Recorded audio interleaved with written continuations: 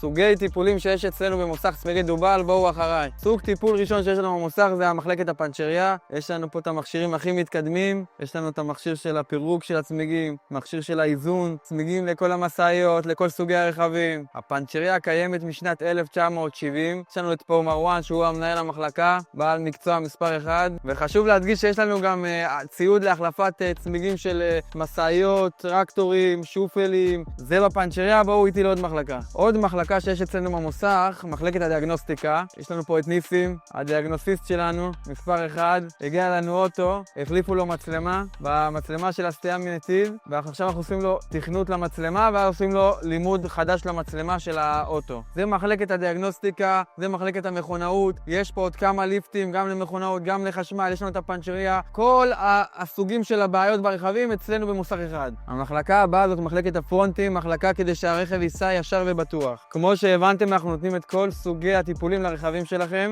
אנחנו ממוקמים ברמלה, צמיגי דובל בווייז, תגיעו.